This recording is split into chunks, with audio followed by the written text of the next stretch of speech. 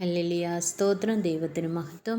എല്ലാ ദൈവമക്കൾക്കും കർത്താവിൻ്റെ അതിപരിശുദ്ധമായ നാമത്തിൽ എൻ്റെ സ്നേഹവന്ദനം അറിയിക്കുന്നു. ഇന്ന് ഞാൻ വായിക്കാൻ പോകുന്നത് സങ്കീർത്തനം 35 ബാക്കിയാണ്. എല്ലാവരും ശ്രദ്ധയോടെ കേൾക്കുക, അനുഗ്രഹം പ്രാപിക്കുക. കർത്താവേ, നീ എത്രത്തോളം നോക്കിക്കൊണ്ടിരിക്കും? അവരുടെ നാശത്തിൽ നിന്ന് എൻ്റെ പ്രാണനെയും ബാലസിംഹങ്ങളുടെ വശത്തു നിന്ന് എൻ്റെ ജീവനെയും വിടുവിക്കണമേ. ഞാൻ മഹാസഭയിൽ നിനക്ക് സ്തോത്രം ചെയ്യും, ബഹുജനത്തിൻ്റെ മധ്യേ നിന്നെ സ്തുതിക്കും. വെറുതെ എനിക്ക് ശത്രുക്കളായവർ എന്നെക്കുറിച്ച് സന്തോഷിക്കരുത്. കാരണം കൂടാതെ എന്നെ പകയ്ക്കുന്നവർ കണ്ണിമയ്ക്കുകയും അരുത്. അവർ സമാധാന വാക്ക് സംസാരിക്കാതെ ദേശത്തിലെ സാധുക്കളുടെ നേരെ വ്യാജകാര്യങ്ങളെ നിരൂപിക്കുന്നു.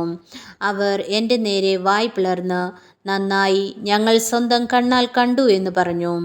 യഹോവേ, നീ കണ്ടുവല്ലോ, മൗനമായിരിക്കരുത്. കർത്താവേ, എന്നോടകന്നിരിക്കരുത്. എൻ്റെ ദൈവവും എൻ്റെ കർത്താവുമായുള്ളവേ, ഉണർന്ന് എൻ്റെ ന്യായത്തിനും വ്യവഹാരത്തിനും ജാഗരിക്കണമേ. എൻ്റെ ദൈവമായ യഹോവേ, നിൻ്റെ നീതിപ്രകാരം എനിക്ക് ന്യായം പാലിച്ചു തരണമേ. അവർ എന്നെക്കുറിച്ച് സന്തോഷിക്കരുത്.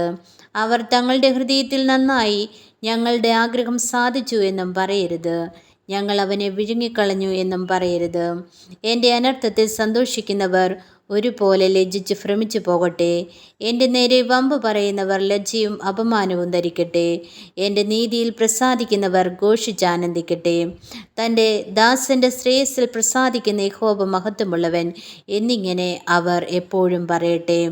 എൻ്റെ നാവ് നിൻ്റെ നീതിയെയും നാളെല്ലാം നിൻ്റെ വിശ്വസ്തതയെയും വർണ്ണിക്കും. ആമേൻ. ഹല്ലേലൂയ, സ്തോത്രം, ദൈവത്തിന് മഹത്വം. ആമേൻ, ആമേൻ, ആമേൻ, ആമേൻ.